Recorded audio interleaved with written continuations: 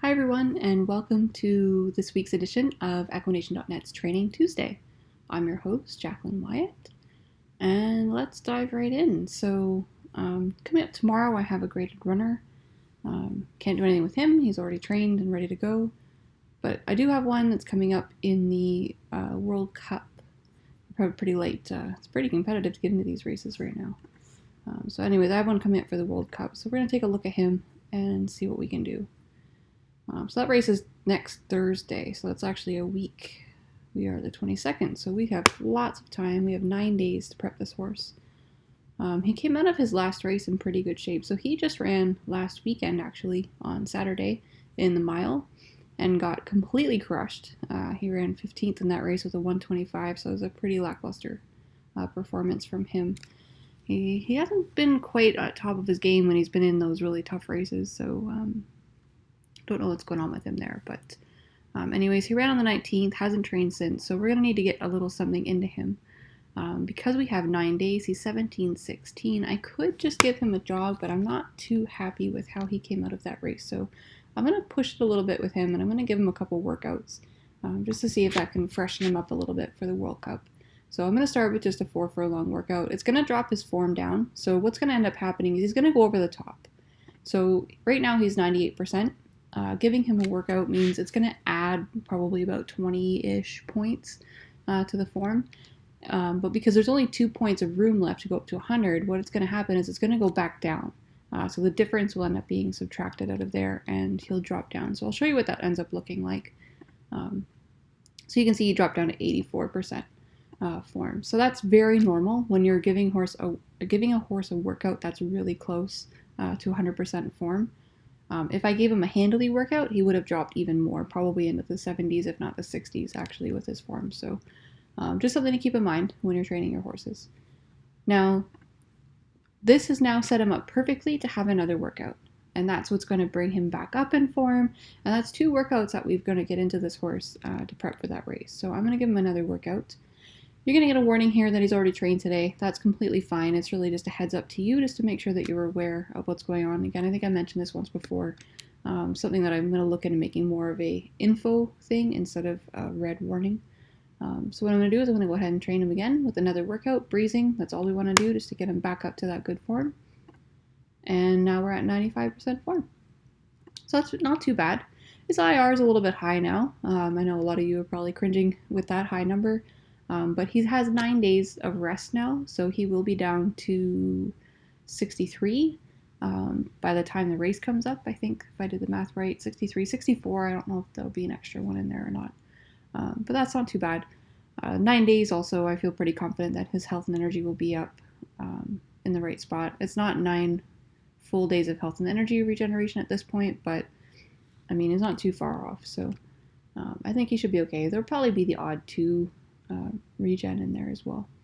If he regenerates really well, I'm going to keep an eye on this horse, and especially like Monday, Tuesday next week, I'm going to take a look at him again. And if he has a little bit of room, I might end up giving him a jog just to see if we can tidy up that last little bit of form there so that he's all ready to go. And then we'll see how he goes from there in the race. I'm going to close that out. Now, so one other thing I just wanted to touch on, since we watched the training of my graded entries last week, had some pretty good results from those races. So obviously Marsden, who is my last hope of the year here after Action Plan, he ran a pretty lackluster race, but the other 2 ended up hitting the board actually. I think it was Otoro. I'm gonna have to just pull up the results because I think that's a little bit easier. So if you're not familiar with it, this is my race results page. You can change the date. You can check out the different dates. I'm going to pick the 18th and then load results.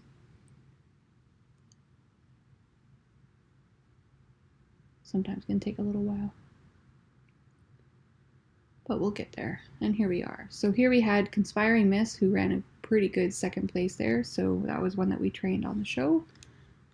She ran a pretty good race. Maple Bay is a very, very nice filly. Impressive this season, undefeated so far, and I think we're going to see some good things with this horse next year too. So congrats to that owner. I think that's Bell Size Farms that won that race. And then we had another one that ran on Saturday. Maybe Saturday, might be Sunday. We'll see what we have here. I know I'm kind of getting away from the training and slowing this whole thing down, but I just thought this might be fun to see. Yeah, there's Marston. He ran on a Saturday. So I'm not going to spend too much time on that so you can see all the other results. Some hitting the board. It's been pretty competitive towards the end of the season here. I mean, it's been pretty competitive all season long, but competition's really getting rough. Quite a few fourth place finishes that I've had lately. Injury as well. Yes, Otoro ran here, and this was a really, really tough race. There's quite a few 130 ratings, but it was a good day, won that one. So shout out to Via Fortuna for that great win there. A lot of really good horses in that competitive race. So at least had some good showings. Not completely off base with things that I'm telling you, so that's always good. I'm going to go ahead to the training center now and just double check my preferences. 2020, we're good. All right. Select horses. All right, so breezing, we're at 84% form. IR is going to end up being high, but that's okay. This horse here, you might notice 2 furlongs. What the heck is that? I hardly ever train with that. So this is my recovery from injury plan. So what I'll do is I'll usually give horses a 2 furlong handily workout once they recover from an injury. I do use the vet clinic quite a bit, so that will drop their IR down a little ways so that they're a little bit more fresh to start with. So anyways, I'll usually do a 2 furlongs handily workout, and then I'll follow it up with a 4 furlong handily. That usually gets them back into a pretty decent form, and then I can convert back to doing a breeze or whatever the case might be at that point. And they'll be ready to run from that point on, in my opinion. This one's getting a jog. This one's 92, so we're going to jog there, jog here, jog there. This one's going to get a handily workout at 78%. This one's definitely getting a handily at 71%. This one's also getting a handily at 46%. This one here undoubtedly raced with a lot of jogs in a row, so exited the race with really high IR and very low form. So I'll end up setting him back maybe a few days or so extra, but that'll be fine. We'll jog this one. We'll breeze this horse. It's 88. We have a 96 here, so we'll jog, jog, jog. Breezing at 85, handily, jog, breezing, jog, and a jog. Oh, we got Zardal's training again this week. Look at that. So we'll train those horses. Away they go. And now we can start entering. So Absurd Idea, won an allowance last time out. And I think we can look for another allowance for this horse, but we'll push it out a couple days just to give him a little bit more injury risk recovery. For Milding and Soft. We'll go for the Soft on Sunday. Illicit Stake. That sounds good. Breathtaking Last. Not ready to go off of that one, but a breezing workout will probably have this horse ready to race. Dr. Pepper needs some work. Dramatic. Won an allowance last time out. Looks pretty good. Fast, Muddy, and good. See what we can find. There's Muddy on Thursday, but it's Tuesday. I don't think I want to run that quickly back. Don't want to run on slow, but here's a Muddy on Sunday, so we'll go for that one. Fabricated, 2-year-old. I'm not a fan of the 91%, but I don't want to give this horse another jog, so I'm just going to run, and then we can regroup after that. So, good, yielding, firm. Was it good on Friday? We'll just go for that one. Happy Wife, Happy Life. This horse won pretty decently last time out, so Fast, Good, and Muddy. See what we have. So Muddy on Sunday, we'll go for that one. Haute Couture, Muddy, Good, Sloppy. We'll find something for this horse. Muddy, Thursday's too fast. Muddy, and again, not going for the open since this is a filly, a mare, so I'm just going to go for that one. The allowance race. Lavish Boy, let's see here. Fast, Muddy, Good. Let's see what we have. So Fast coming up on Wednesday. A little ways out, but that's okay. Skip this one with high injury risk. Mr. Adelaide. Fast, great. Fast, good, and slow. Fast, good, slow. Yeah, slow on Saturday. Let's go for that one. On Trend. muddy, sloppy, fast. Muddy, we'll do Sunday. You might notice too, almost all of my horses, actually, I'm pretty sure all of my horses at this point, run in allowance races. That comes because mostly I haven't played the game for a really long time. But I also do have a lot of horses, and I'm pretty strict on them once they get running. If they're not showing much promise after the first few starts, I will throw them in for a tag and let them go to someone else where they might be a little bit more useful. It's just pretty tough to keep these stalls. It's pretty tough to make sure that there's enough room for all the horses, basically. So I have to be pretty cutthroat with them and let some of them go. And even the allowance horses, it gets pretty tough. Some of the ones that are, not quite as good, but are still allowance level, they'll end up getting cut as well. So if you're not also familiar as well, towards the end of the season, as well as at least for me, when it comes to towards the end of breeding season, those are usually the two times when I'm often trying to offload horses because I need to make room in the stable either to actually finish my breeding or to prepare for the new year so that I can move 2-year-olds over and things like that. So a lot of players are like that as well. So you can sometimes find some really good horses sitting around on the sales boards around that time just because people are trying to make space for their horses. So it's a good way to stock up on some nice allowance horses. May not be up to par for someone else, but they could be the next best thing for you. And I know there's been some graded stake winners who have been found on the sales board for $100. So don't be shy to look at those horses because you could find a really good horse in there. All right, fast, sloppy, good.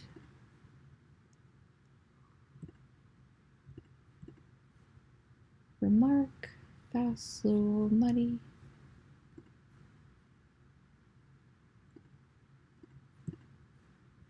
Whiskey lady, fast, good, sloppy.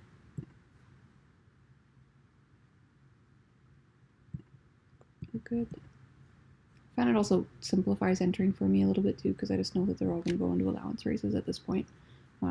The 2-year-olds, as you will see once we get into the next season, I will be a lot pickier about them, and I'm not against running them in the lower levels at all. I have a couple horses I think that have started off in the optional claiming ranks that have grown into allowance. A lot has to do with their progression and whether they're going in the right direction with that. But we can talk about that once we get to that point. Fast, sloppy, muddy. This one likes slow, and she's poor. Oh well. Anyways, we're gonna have to try it. We'll run. There was a graded stake winner on the weekend. I think one of the ones that I ran against actually won the race on their fair preference. So it's definitely not the end of the world if the surface type doesn't come up in their favor. So don't be too shy of that. I know it's sort of against what I was just doing, kind of groaning about running in poor, but I think it's just because I'm so used to there being so many different options available too. All right, fast, slow, good. Getting off on a lot of tangents today. So sorry about that. And these guys I'm not going to enter. I want to fix this a little bit. It's a bit wonky for me. So, all right, time for the yearlings. And away they go with their gallops. I've seen some questions coming about prepping these guys for their 2-year-old debuts, like workout-wise. I personally don't do anything too crazy. If once I get to the last couple of days of the meet, I might not train them.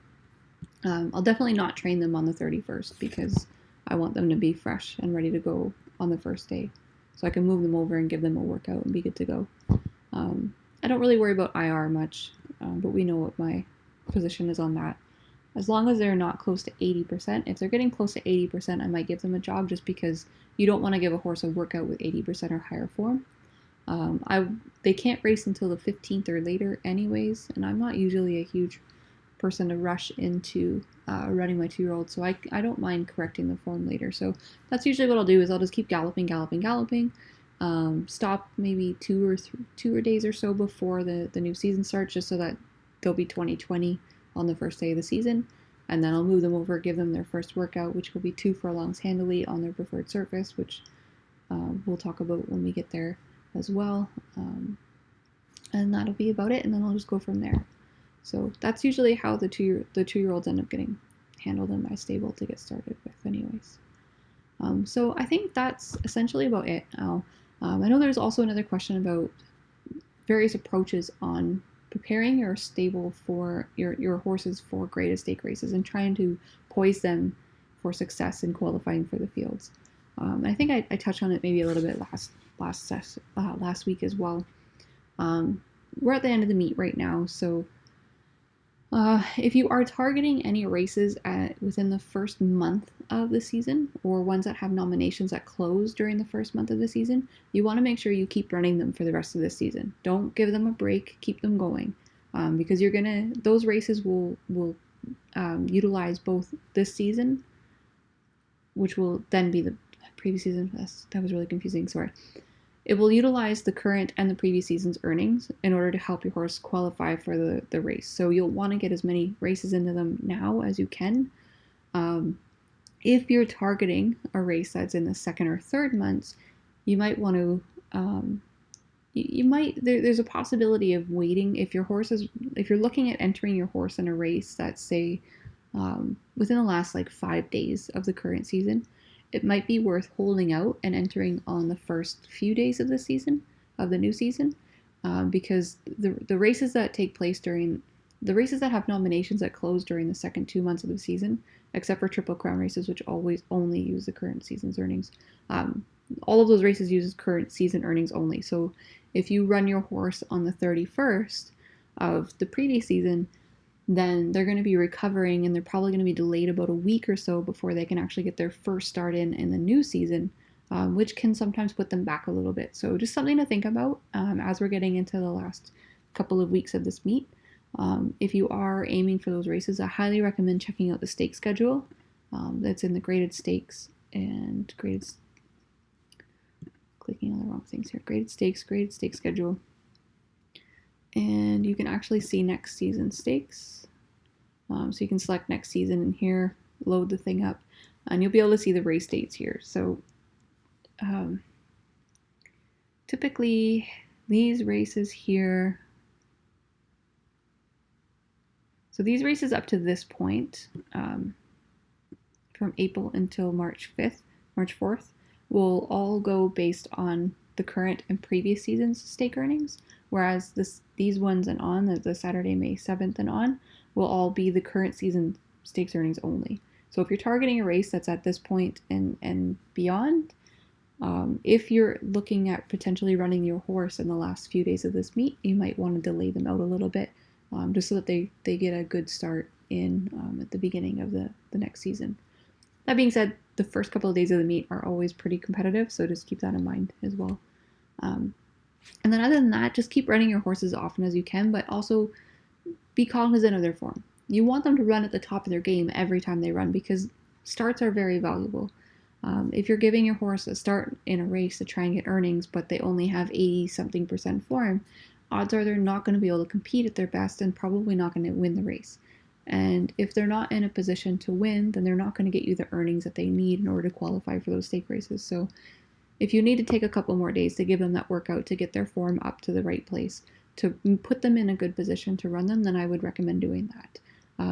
If you've noticed with my training, I don't actually take graded stakes into account.